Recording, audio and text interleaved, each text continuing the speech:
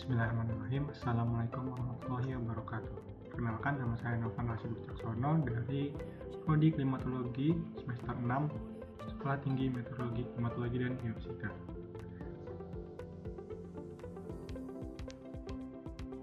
Pada kesempatan kali ini saya akan memberikan tutorial bagaimana cara membuat peta rawan kekeringan khususnya dengan menggunakan ArcGIS. Nah, selanjutnya adalah diagram alir bagaimana cara penyusunan peta rawan kekeringan. Untuk menyusun peta rawan kekeringan diperlukan dua data, yaitu data hujan bulanan dan juga data suhu bulanan. Data hujan bulanan digunakan untuk menentukan tipe iklim all-demand yang nantinya akan kita buat bobot. Dan juga data hujan bulanan serta data suhu bulanan digunakan untuk menghitung neraca air, yaitu neraca air lahan serta neraca air padi. Dan kemudian keduanya akan kita juga tentukan bobotnya. Nah, kemudian dari kedua bobot tersebut kita jumlahkan antara bobot yang keduanya sehingga kita bisa mendapatkan bobot untuk kerawanan kekeringan untuk lahan dan untuk padi. Selanjutnya adalah metode. Pertama, interpolasi spasial. Interpolasi adalah suatu prosedur perhitungan nilai pada suatu lokasi yang tidak mempunyai titik sampel dan didasarkan pada nilai-nilai pengamatan yang telah diketahui lokasinya, menurut Burrough pada tahun 1996. Beberapa metode yang dapat digunakan yaitu metode Polygon Thiessen, IDW, Splint, dan Kriging.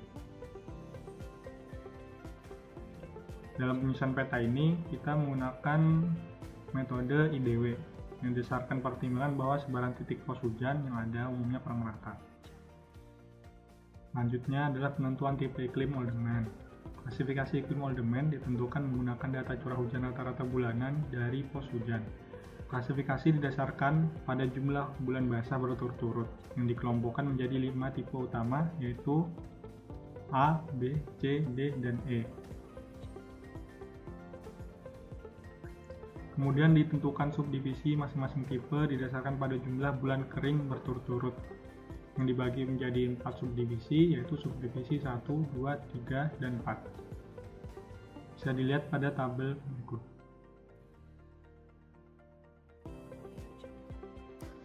Selanjutnya adalah menghitung ketersediaan air tanah. Ketersediaan air tanah dihitung menggunakan metode neraca air tanah Cronwatt per meter yang disusun dalam skala waktu bulanan. Pertama adalah perhitungan evapotranspirasi.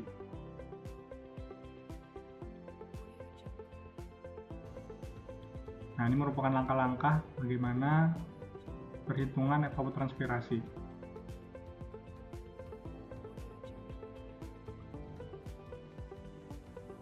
Nah, ini merupakan contoh bagaimana tabel perhitungan evapotranspirasi menggunakan metode Cronwatt per meter.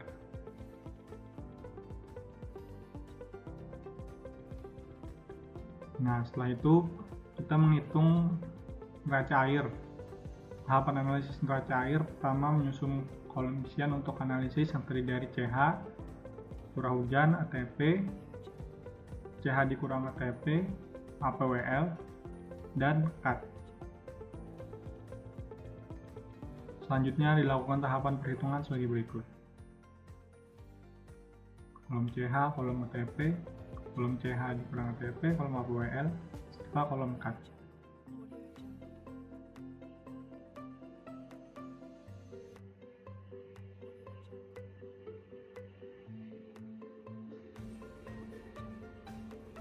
Nah, selanjutnya hasil perhitungan persen air tanah tersedia dibagi menjadi kelas seperti disajikan pada tabel di bawah. Manfaat neraca air lahan dalam pengaturan jadwal tanam. Periode masa tanam optimum menurut Richard dan Richard, untuk menjamin pertumbuhan tanaman yang baik, air harus ditambahkan jika 50-85% dari air tersedia telah habis terpakai.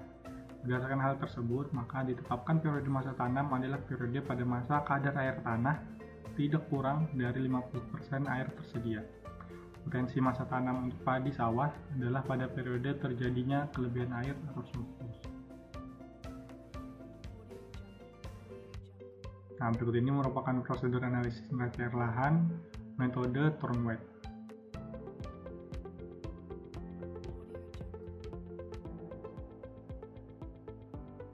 Tahapan menghitung neraca air lahan dapat dilihat.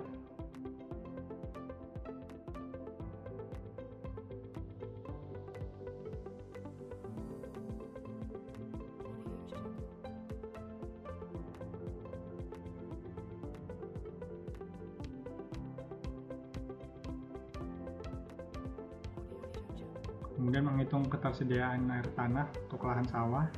Pada prinsipnya, perhitungan ketersediaan air tanah untuk lahan sawah dan non-sawah adalah sama, yaitu menggunakan tahapan seperti yang sebelum-sebelumnya, poin A, B, C, dan D. Perbedaan perhitungan ketersediaan air tanah untuk lahan sawah terletak pada nilai evapotranspirasinya, yaitu ATC, yang diperoleh dengan menggunakan rumus ATC sama dengan ATP dikali KC. Dengan KC adalah konstanta untuk padi dengan nilai 1,13.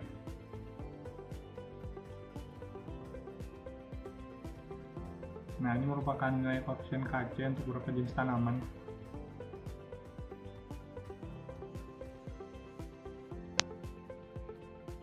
Selanjutnya, setelah kita mendapatkan perhitungan hasil tipe iklim on demand serta kadar air tanah untuk lahan dan kadar air tanah untuk padi, kita bisa menentukan tingkat rawan kekeringan dengan penjumlahan nilai bobot dari tipe iklim on demand dan juga kelas air tanah tersedia. Nilai pembobotan disajikan pada tabel. Selanjutnya, skor bobot nilai rawan kekeringan dikelompokkan menjadi 3 kelas, yaitu sangat rawan, rawan, dan aman. Sangat rawan dengan skor di bawah 8, rawan dengan skor 8-10, dan aman di atas 10.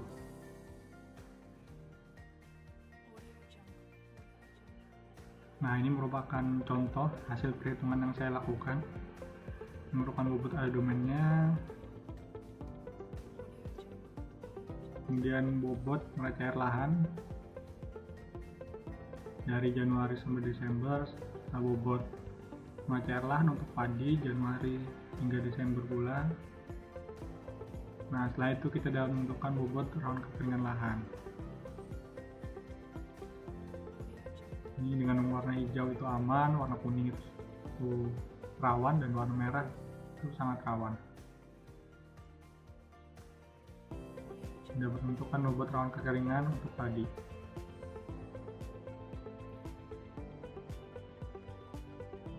Nah, kemudian untuk melakukan pemetaan, kita memerlukan data lokasi pos hujan berupa longitude dan latitude-nya, lintang dan bujurnya, untuk dapat dipetakan.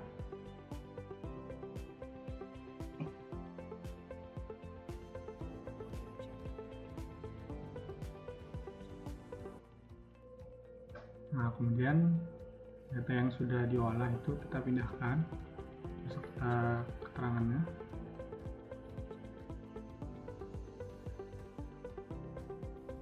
ke file Excel baru.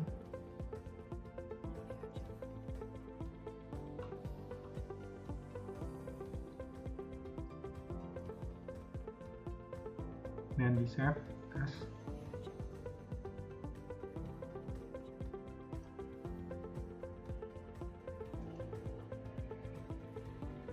Dengan format Excel 97/2003 waktu. Kita namakan saja book 2 agar bisa digunakan di aplikasi ArcGIS.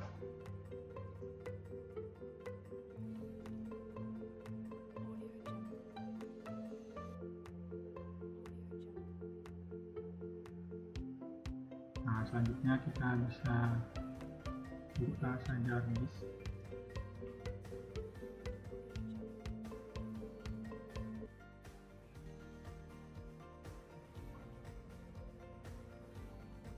Nah, kemudian di ArcGIS kita bisa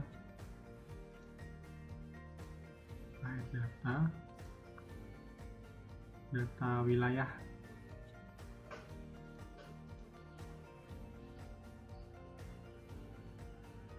Nah, kemudian pertama-tama di ArcGIS kita harus menyediakan data peta wilayah yang kita hitung.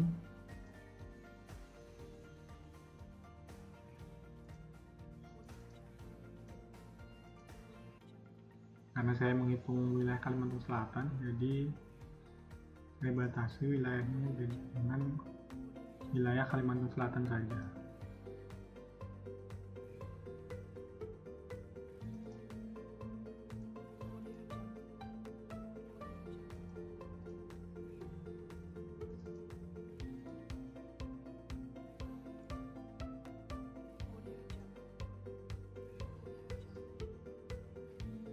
Nah, agar bisa diinterpolasi nantinya, wilayah ini kita ekspor data dan oke. Ini kita namakan saja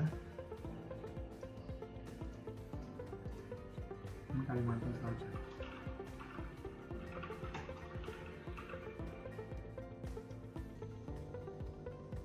Nah, ini sebelum yang tadi, data sebelumnya bisa kita remove. Kemudian kita bisa add data XY.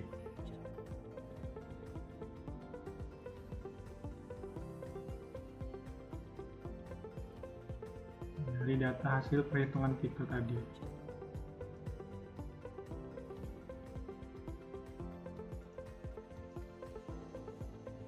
Nah, pastikan X-feed merupakan longitude dan Y-feed merupakan latitude.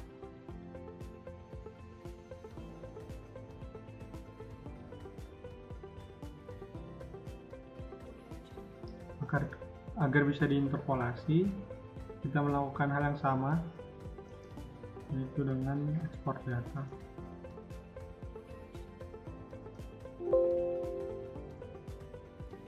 Kita bisa namakan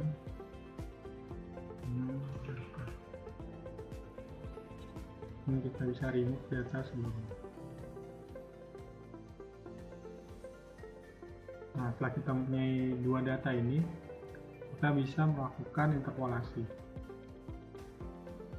dengan Spatial Analysis Tool. Kemudian di interpolasi kita pilih DW, pilih data. Nah, untuk Z value field kita menyesuaikan dengan peta apa yang kita ingin buat dan data yang tersedia. Nah, karena dari data yang saya punya dan saya olah, bobot rawan kekeringan lahan ada di dua terakhir. Jadi di sini dinamakan Januari, kemudian Januari 1, Januari 2, dan Januari 3. Berarti untuk pembuatan peta rawan kekeringan lahan, kita bisa hitung di sini Januari, yang ini Januari 1, dan ini Januari 2. Untuk bobot kekeringan lahan berarti ada di kode 2. Kita bisa pilih Januari 2, atau bisa pilih bulan-bulan yang lain. Sekarang kita pilih Januari 2.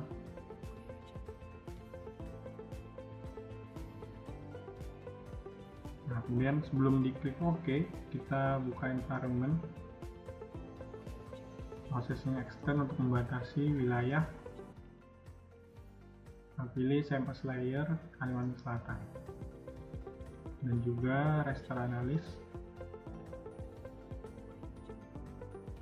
Kita pilih Kalimantan Selatan. Oke, kemudian baru kita klik OK.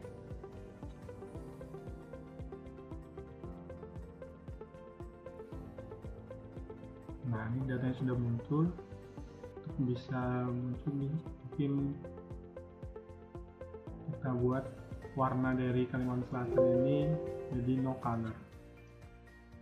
Juga outline width-nya jadi 1,5.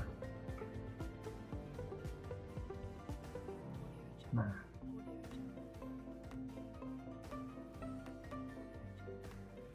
Kemudian perlu diperhatikan karena kelas rawan kekeringan itu hanya 3, yaitu aman, rawan, dan sangat rawan, maka kita bisa ubah kelas pembagian warnanya menjadi 3 saja.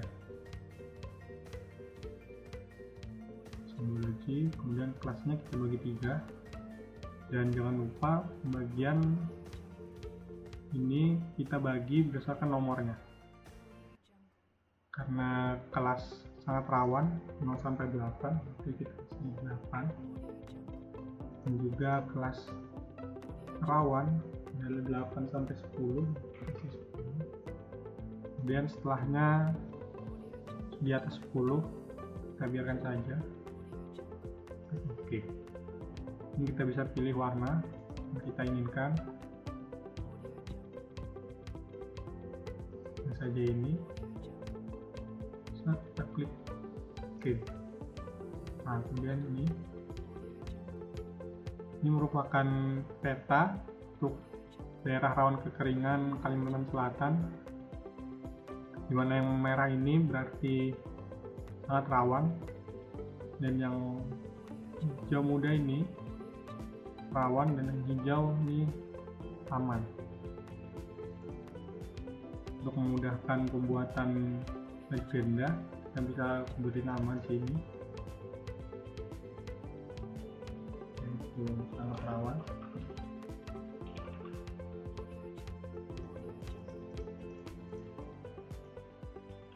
Rawan.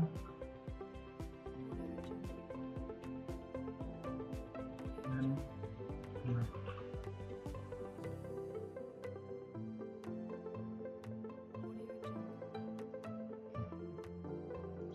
Legenda nama kita ubah dulu.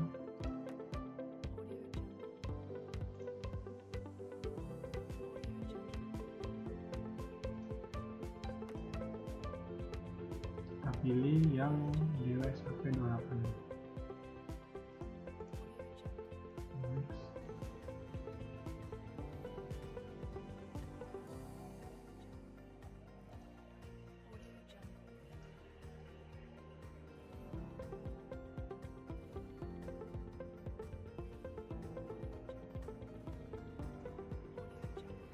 Nah, jadi kita punya legenda untuk peta rawan kekeringan bulan Januari. Nah, untuk selanjutnya bisa diperbagus lagi dengan hal-hal lain, misalnya judul atau inset.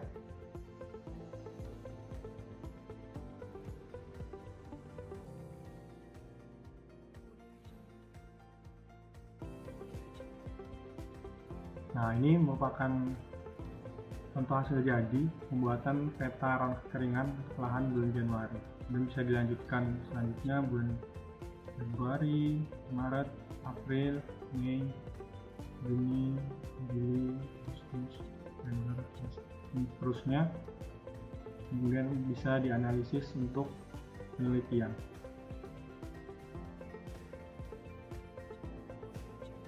Sekian dari saya untuk tutorial pembuatan peta rawan kekeringan. Salah hilafnya mohon maaf. Dan apabila ada kritik dan saran bisa ditulis di kolom komentar. Sekian dari saya. Wassalamualaikum warahmatullahi wabarakatuh.